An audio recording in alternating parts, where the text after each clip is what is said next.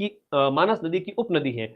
मानस है वो ब्रह्मपुत्र, देखो ब्रह्मपुत्र की, देखो मैंने इतनी सहायक नदियां बता दी आपको, दिहांग, दिबांग, लोहित, सुबनसिरी, मानस, बराक, ये सब किसकी है? इसकी है। एक मैंने करंट अफेयर्स की और क्लास तैयार की है। पिछले 1 साल भर के अंदर 8 महीने के अंदर जितने पेपर हुए थे ना, हाँ जी, इतने पेपर हुए, उनमें नेशनल करंट के जो क्वेश्चन पूछे ना, 100, 150, 200, वो फटाफट 1 घंटे में कराना चाहता हूँ। और उसको तुम आधे घंटे में पढ़ लेना पीडीएफ, क्या पता एक दो क्वेश्चन सीधा सीधा टपक जाए, 2 नंबर 4 नंबर फ्री फोकट के, जो दूसरे के गलत होंगे तुम्हारे सही होंगे। कब ला रहे हो सर क्लास? 14 तारीख को। मेरी शक्ल देख के लगता नहीं तुमको कि मैं दिन रात तुम्हारे लिए दौड़ता हूँ, तुम्हारे जैसा ही हूँ? मतलब ऐसा लगता है या मैं कोई वीआईपी पढ़ा दिखाता हूँ? वीआईपी नहीं हूँ ना, सिंपल आदमी हूँ, है ना? ओके, तो बिल्कुल तुम्हारे लिए हूँ भाई। आगे आ जाओ, बहुत बढ़िया क्वेश्चन है। ब्रह्मपुत्र नदी तिब्बत में किस नाम से जानी जाती है? तिब्बत में देखो इससे Tsangpo, Yarlung जाम्पो, Tsangpo, Yarlung सांपो, Yarlung. अच्छा प्रश्न है, पूछा गया है इसलिए कह रहा हूं, यरलुंग सांगपो, सांगपो नदी। अब ब्रह्मपुत्र जो नदी है ना,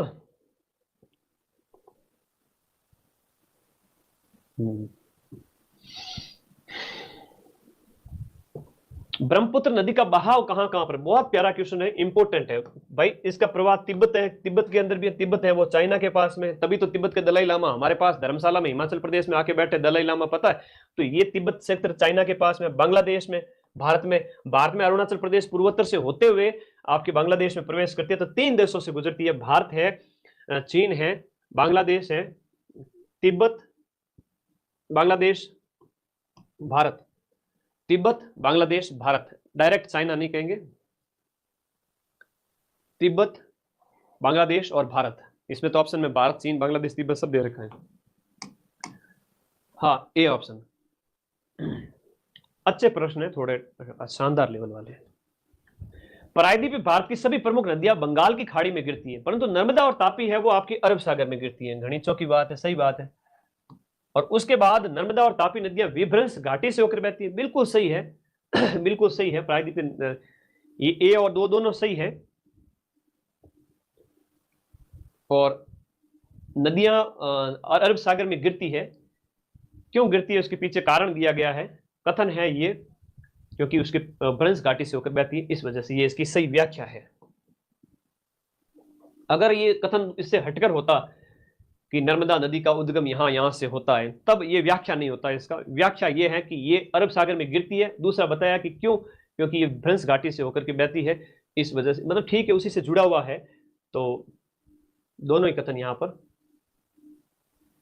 याद रखना। अच्छा प्रश्न है। कृष्णा नदी जल विवाद किन राज्यों के बीच में? कृष्णा नदी को लेकर आंध्र प्रदेश, कर्नाटक और महाराष्ट्र के अंदर 1957 से ही है।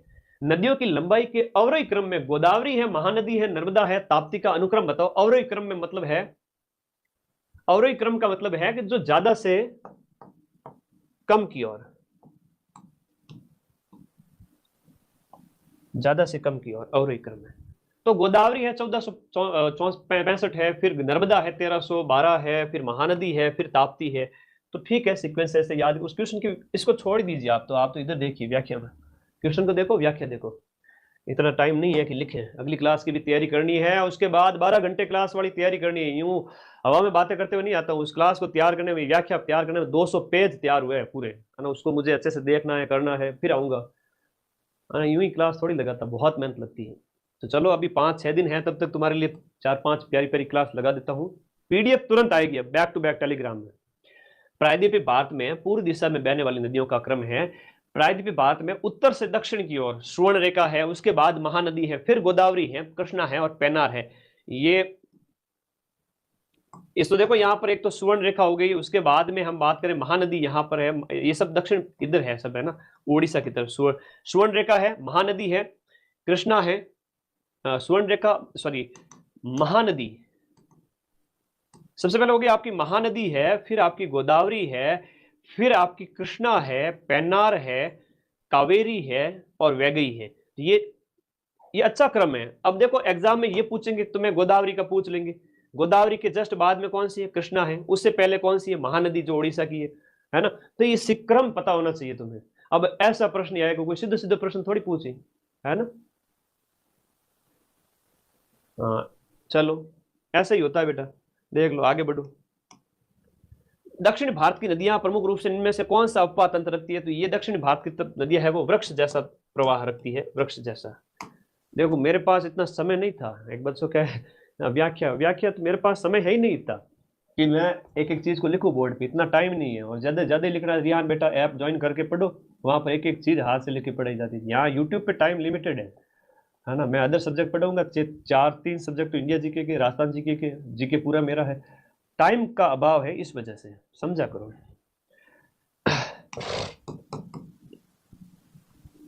4 बज रहे हैं।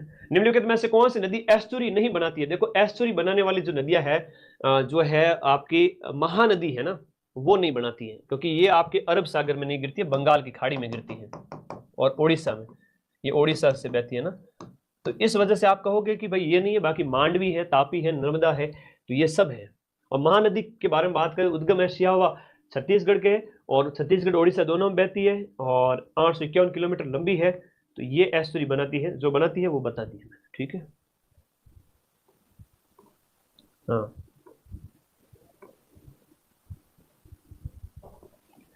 भारत का दूसरा सबसे बड़ा नदी बेसिन कौन सा है? तो गोदावरी नदी बेसिन, जैसे बूढ़ी नदी, गंगा, दक्षिण की गंगा कहते हैं। प्रायद्वीपीय क्षेत्र के अंदर सबसे बड़ी नदी है प्रायद्वीप में, और गंगा के बाद में दूसरा इसका स्थान आता है। प्रायद्वीप भारत में सबसे लंबी नदी कौन सी है? वो भी गोदावरी है ना, बंगाल की खाड़ी में गिरती है। और गोदावरी निकलती कहां है? त्र्यंबकेश्वर, महाराष्ट्र के अंदर। अब दो आप वाला प्रश्न आ चुका है ऑलरेडी, इसलिए इसको नहीं करूंगा। किस नदी पर शिवा समुद्रम जलप्रपात है? तो ये आपके कावेरी नदी पर आपका शिवा समुद्रम जलप्रपात है, जिसका उद्गम है आपका कर्नाटक के अंदर ब्रह्मगिरी की पहाड़ियों से होता है, कर्नाटक केरल में बहती है। कौन सा जलप्रपात नर्मदा नदी पर नहीं है? बहुत प्यारा क्वेश्चन पूछा गया है, शानदार वाला क्वेश्चन पूछा गया है, बहुत इंपॉर्टेंट। निम्न में से कौन सा जलप्रपात है वो नर्मदा नदी पर नहीं है? देखो कपिल धारा है, दुग्ध धारा है, भेड़ा घाट है, ये है। भालकुंडा है वो आपका मध्य प्रदेश में बीना नदी पर है। और ये पूछे जाते हैं प्रश्न, सीधा सा आता है, कपिल धारा वाला पूछा जाता है, दुग्ध धारा सीधा पूछा जाता है ना। जोग वाला शरावती नदी पर कौन सी जोड़ी झील राज्य सुमेलित नहीं है? लोकटक झील, मणिपुर जहां डांसिंग हिरण फेमस है, उदय सागर झील आपके दिए गए में से, ये तो थोड़ा डीडवाना राजस्थान में होगी। चलो कोलेरू है वो आपके, कोलेरू झील आंध्र प्रदेश में, यहां पर सुमेलित है पूछा है। अच्छा सुमेलित है तो लोकटक है, और उदय सागर है तो उदयपुर की होगी, ठीक है। कोलेरू झील ओडिशा में नहीं, आंध्र प्रदेश में। कोलेरू झील एक जो है क्या है, लैगून झील है। वेम्बनाड झील है, मैं झीलों की फोटो लगा के भेज दूंगा, चिंता ही मत करो, फोटो लगा के भेज दूंगा। सेकंड ग्रेड बैच स्टार्ट हो चुका है, सेकंड ग्रेड फर्स्ट पेपर 18 तारीख के बाद मुझसे रेगुलर क्लास लूंगा। मेरे जितने तो कोई रेगुलर क्लास नहीं लेता जीके की। दिसंबर तक खत्म कर दूंगा इस बैच को, फर्स्ट ग्रेड और सेकंड ग्रेड के फर्स्ट पेपर को। और इस बार फर्स्ट ग्रेड का फर्स्ट पेपर हुआ जहां पर अपन ने हाईएस्ट प्रूफ दिए थे पूरे राजस्थान के अंदर। मुझे कोई फर्क नहीं पड़ता कोई कोचिंग कितना प्रचार करे, कहाँ से मार्केटिंग करे क्या, लेकिन क्वेश्चन मिलाने की बारी आती है तब मैं ही सबसे आगे आता हूँ। चलो पूरे साल पढ़ो, सफलता तो मिलेगी भाई, ये बताना बहुत जरूरी है, क्योंकि एग्जाम टाइम में नानी माँ याद आती है, पता चलता है कि पढ़ना कितना इंपॉर्टेंट है। वेम्बनाड झील एक लैगून झील है जो कि आपके केरल के अंदर है, सुमेलित है। लोकटक आपका मणिपुर में नहीं है, मेघालय, मणिपुर में, मेघालय में नहीं है। डल कश्मीर, क्योंकि पुलिकट, ये अच्छा प्रश्न, ये भी एक लैगून झील है, ये भी एक लैगून झील है। वेम्बनाड भी एक लैगून झील है, ठीक है। बाकी इंफॉर्मेशन सब लिखी हुई है, आगे देखो। सूची को सुमेलित कीजिए। अष्टमुड्डी झील है वो आपकी केरल की है, अष्टमुड्डी झील केरल की है। लो जी, ये भी एक लैगून झील है।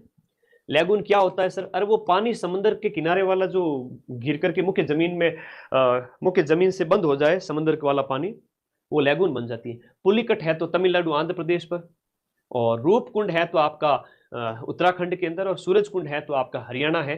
तो इसका आंसर ए के सामने 2 है, तो बी आंसर सही हो गया। अच्छा प्रश्न है झीलों वाला। भारत में गर्मियों के समय मानसून के बारे में बताया गया, दक्षिण पश्चिम से उत्तर पूर्वी मानसून है। तमिलनाडु में मानसून लौटते हुए टाइम में, जो आपका नवंबर दिसंबर में उत्तरी पूर्वी मानसून, जिसे लौटता हुआ मानसून कहते हैं, लौटता हुआ मानसून, ठीक है, लौटता हुआ।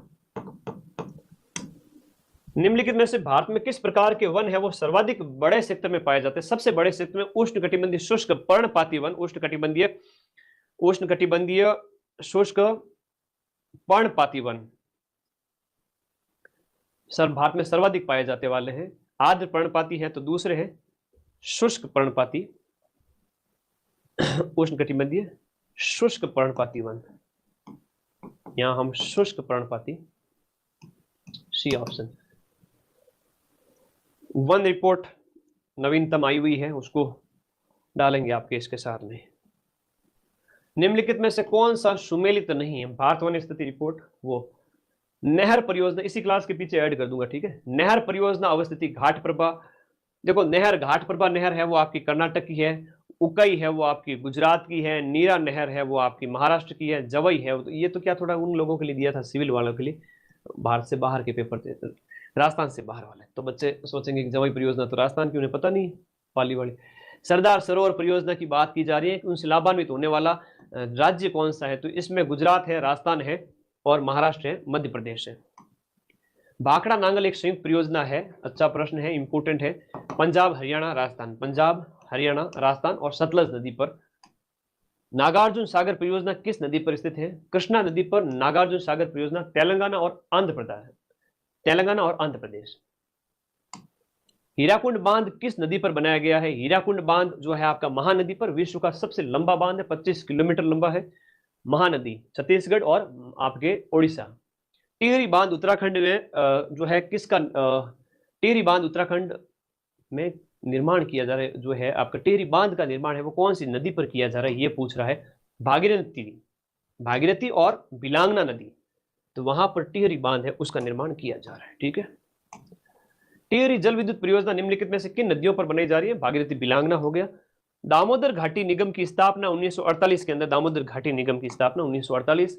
अब देखो निम्नलिखित कथनों पर आपको विचार करना है और यह बताना है कि रिहंद बांध है वो सोन की सहायक नदी पर है, रिहंद बांध सोन की सहायक रिहंद पर बनाया गया है, ये कथन यहां पर बिल्कुल सही है। उसके बाद हीराकुंड बांध महानदी पर है, ये आपने ने पढ़ा है तो वो भी सही है, ओडिशा में है। तुंगभद्रा परियोजना है वो आंध्र प्रदेश और कर्नाटक में है, आंध्र प्रदेश और कर्नाटक का संयुक्त उपक्रम है। और मैथन बांध है वो दामोदर नदी की एक सहायक नदी पर बरकरार है, बाराकर पर, दामोदर की सहायक बाराकर पर। तो 1 2 3 4, तो चारों बांध सामने लिखे हुए हैं, चारों कथन सत्य है। निम्नलिखित में से कौन सा एक युग्म यहां पर सुमेलित नहीं है? देखो जलाशय है, बांध है, झील है और सामने सामने उसकी नदी दी गई है। तो गोविंद सागर जलाशय जो आपका हिमाचल प्रदेश के अंदर स्थित है, ये आपका सतलज नदी पर है, ठीक है। कोलेरू झील जो कि आपकी कृष्णा और गोदावरी दोआब के बीच में। उकई जलाशय है वो आपका ताप्ती नदी पर गुजरात में। वुलर झील है आपका झीलम, कौन सा सुमेलित नहीं है? उकई है वो आपका ताप्ती नदी पर, कोलेरू है वो आपका कृष्णा और गोविंद सागर है वो आपका सतलज। तो दिए गए वैसे तो सही है, लेकिन नजदीक देखे तो आपका कोलेरू को कर लेते हैं क्योंकि गोदावरी दोआब दोनों लिखा हुआ है, बाकी वालों से ज्यादा नजदीक आंसर है। कालागढ़ बांध है वो आपके रामगंगा नदी पर, गंगा की सहायक नदी। भारत का सबसे महत्वपूर्ण खनिज युक्त, देखो सबसे ज्यादा खनिज कहां पाए जाते हैं? जो धारवाड़ क्रम की चट्टाने हैं वहां पर सोना चांदी लोहा वगैरह सब कुछ है धारवाड़ में। भारतीय खनिज पदार्थों का भंडार किसे कहते हैं? छोटा नागपुर जो क्षेत्र है ना, जो झारखंड है, छत्तीसगढ़ है, वहां जो छोटा नागपुर पठार है, वहां पर देखो भारत का रूर प्रदेश, वैसे तो रूर प्रदेश है वो आपका जर्मनी में है, लेकिन भारत का जो रूर प्रदेश है जहां पर खनिज ज्यादा पाए जाते हैं, तो ये आपका हो गया खनिजों का अजायबघर, खनिजों का भंडार, छोटा नागपुर का पठार। बेलाडीला की जो खान है वो आपके दंतेवाड़ा छत्तीसगढ़ की है, जो लो एस के लिए जहां हेमेटाइट लोहा पाया जाता है। देखो तांबा क्षेत्र है, चंद्रपुर तो महाराष्ट्र के अंदर है, हासन है वो आपका कर्नाटक के अंदर है। हासन कहां पर है? कर्नाटक के अंदर है। और खम्मान है वो आपके कहां पर है? आंध्र प्रदेश के अंदर। और खेतड़ी अपना राजस्थान के अंदर। तो ए के सामने 1 हो गया, बी के सामने 4 हो गया, ए आंसर सही हो गया। हाँ जी, दामोदर घाटी की बात करें तो ये बराकर से है, बराकर इसकी हो जाती है। सोन घाटी उमरिया हो गई, सोन घाटी नदी, सोन नदी घाटी उमरिया हो गई। गोदावरी घाटी है वो सिंगरौनी हो गया और महानदी घाटी है वो तलचर हो गया। तो ये ऑप्शन सही हो गए। उसके बाद देखो अब मैं नॉन स्टॉप चलूंगा, फटाफट लेक्चर को खत्म करूंगा, उससे पहले बिल्कुल बात नहीं करेंगे, अगले कुछ मिनट में क्लास खत्म होगी, आधे पौन घंटे के अंदर अंदर। जी धन्यवाद आपका नरेंद्र मीणा, थैंक यू बेटा। बच्चा कह रहा है मेरी लाइब्रेरी में मैंने सबको आपके बारे में बताया, आपके चैनल के बारे में बताया, ऐसे बच्चे बहुत प्यारे लगते हैं मुझे। कोयला क्षेत्र है एक तरफ और एक तरफ राज्य है, तो राजमहल जो क्षेत्र है वो झारखंड के अंदर है और सुहागपुर है वो आपका मध्य प्रदेश में है, विश्रामपुर है वो छत्तीसगढ़ के अंदर, रानीगंज है वो पश्चिम बंगाल के अंदर है। बाकी को छोड़ो, तुम ये देखो, लुनेज पेट्रोल उत्पादन क्षेत्र है वो आपका गुजरात के अंदर है। गुजरात के अंदर और भी बहुत सारे क्षेत्र है, जैसे नवग्राम की बात करें तो ये भी गुजरात के अंदर है, अंकलेश्वर गुजरात में, अंकल भी गुजरात के, कलोल भी, बारकोल भी, महसाणा भी, और ये सब गुजरात के अंदर है। सर्वप्रथम खनिज तेल कहां खोजा गया था? तो देखो, माकुम जो असम का है वहां पर सबसे पहले खनिज तेल का कुआं खोदा गया था। भारत का पहला खनिज तेल कुआं 1867 ईस्वी में तो माकुम असम के अंदर खोजा गया था। तेल का पहला कुआं डिगबोई उत्तर माना गया है बोर्ड के द्वारा पीछे के अंदर, यहां पर राइट आंसर, हालांकि माकुम में पहला खोजा गया था फर्स्ट, लेकिन ऑफिशियल आंसर में इसको सटीक माना गया था, डिगबोई को। नीचे लिखे गए चीजों को आपको पढ़ना है। प्राकृतिक गैस गोंडवाना संस्थानों में पाई जाती है ना। प्राकृतिक गैस अपतटीय क्षेत्र में पाई जाती है। इस कथन के अंदर देखिएगा, प्राकृतिक गोंडवाना संस्त्र में नहीं, अपतट समुद्र के किनारे है, वहां पर आपके गैस के भंडार देखने को मिलते हैं। तेल और गैस वगैरह सब आपके यहां पर कॉर्नर में पाए जाते हैं। अब्रक प्रचुर मात्रा में कोडरमा में पाया जाता है। अब्रक है वो आपका कोडरमा में पाया जाता है, बिल्कुल सही है। और धारवाड़ अधात्विक और धात्विक खनिज संसाधन संपन्न है, तो धारवाड़ खनिज तेल के लिए नहीं है। धारवाड़ क्या है? धारवाड़ जो है आपका खनिज तेल के लिए नहीं है। धारवाड़ में धातु पाया जाता है। धारवाड़ में ध से धातु, द से धारवाड़ सही है।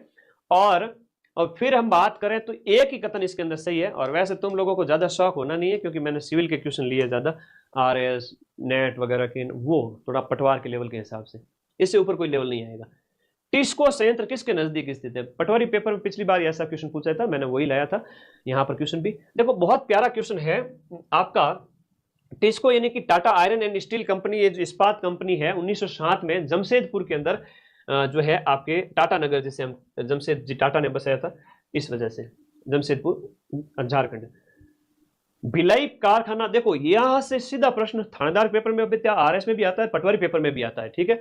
भिलाई जो स्टील प्लांट है वो भारत सरकार और किसके सहयोग से? तो भिलाई वाला जो है वो आपके छत्तीसगढ़ के अंदर है, और ये रूस के सहयोग से स्थापित किया गया है। 1959 में शुरू हुआ था, और दूसरी पंचवर्षीय योजना में और सब इंस्पेक्टर एग्जाम 2021 में पूछा गया था।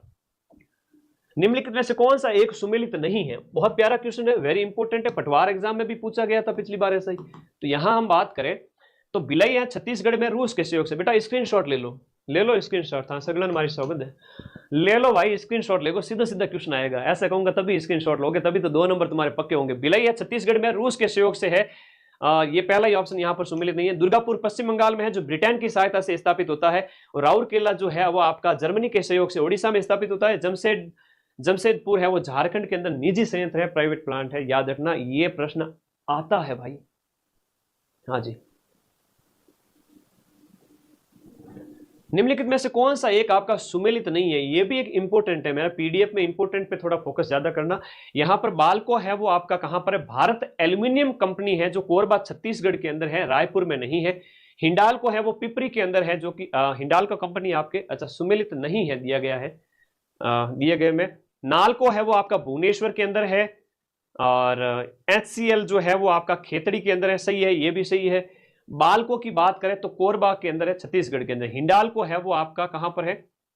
हिंडाल्को रेणुकूट के अंदर है। दिए गए ऑप्शन के अनुसार जो है आपका हिंडाल्को हिंदुस्तान एल्यूमिनियम कंपनी, दिए गए ऑप्शन के अनुसार बताओ। हाँ जी, बालको भारत एल्यूमिनियम, ये कोरबा छत्तीसगढ़ है, इसके अंदर ये वाला रेणुकूट यूपी वाला, पिपरी यूपी में है, तो इस वजह से सही हो गया, ठीक है।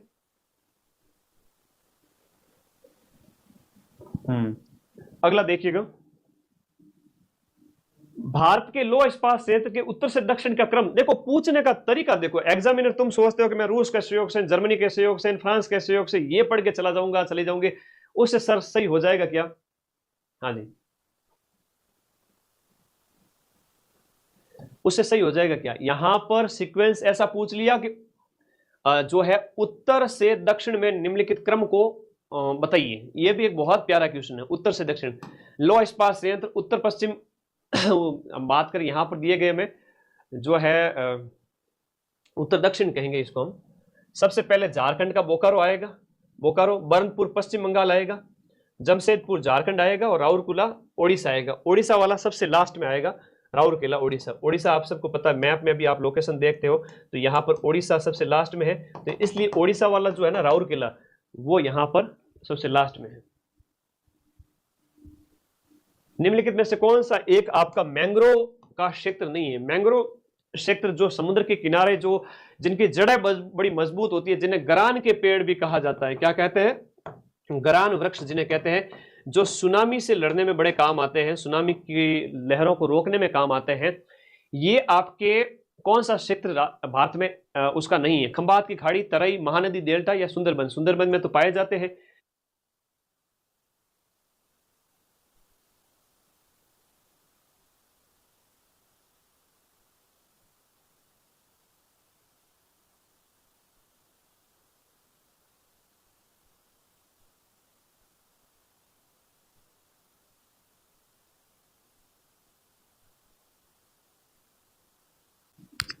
समंदर का जो पानी अलग हो जाता है उसमें जो है आपके लैगून के अंदर इनका विकास होता है। सुंदरबन वगैरह इनमें इनका विकास होता है। ठीक है, मैंग्रोव पेड़ों की बात हो रही है। सुंदरी वृक्ष आपको सुंदरबन का डेल्टा, पश्चिम बंगाल, हमने इसके बारे में बात की थी।